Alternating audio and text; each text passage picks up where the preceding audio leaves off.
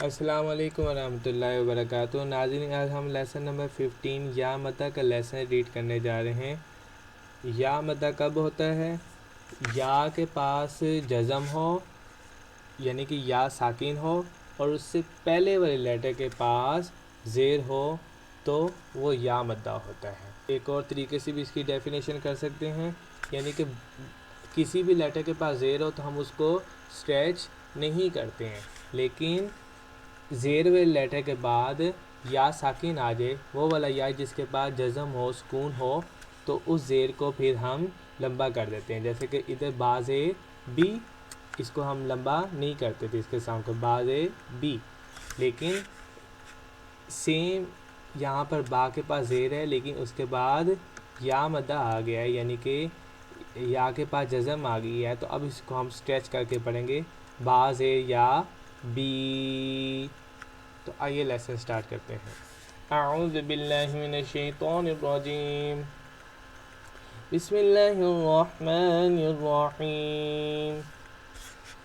बाज़ेर या बी, ताज़ेर या ती, साज़ेर या सी, जीम ज़ेर या जी, हाज़ेर या ही, ख़ाज़ेर या खी, दाज़ेर या दी, ज़ाज़ेर या ज़ी, रॉज़ेर या री, ज़ाज़ेर या ज़ी, सीन ज़ेर या सी, शीन ज़ेर या शी, स्वाद ज़ेर या सी, दौद ज़ेर या दी, तौ ज़ेर या तुई, ज़ौ ज़ेर या ज़ी,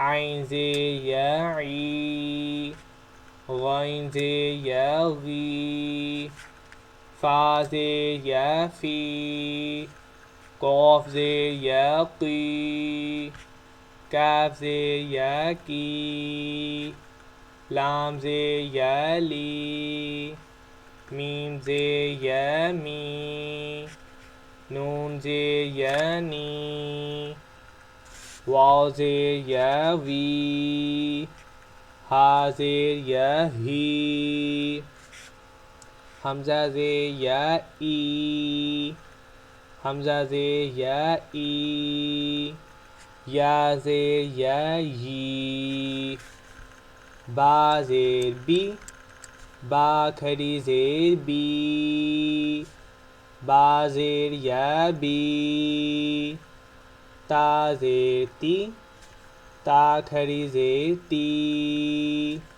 ता ज़ेर या ती, रॉ ज़ेर री, रॉ खड़ी ज़ेर री, रॉ ज़ेर या री, काफ़ ज़ेर की, काफ़ खड़ी ज़ेर की, काफ़ ज़ेर या की।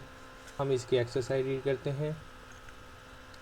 हमज़ा ज़बर आ, ख़ा ज़ेर या खी, आखी, नून पेश नू, रॉ ज़ेर या री, नूरी, काफ़ पेश कू, लाम ज़ेर या ली, कुली, रॉ पेश वाव रू, हा ज़ेर या ही, रूही, हमज़ा खड़ी ज़बर आ, वाव ज़ेर या वी, आवी, दाल ज़ेर या दी, नून ज़ेर या नी, दीनी,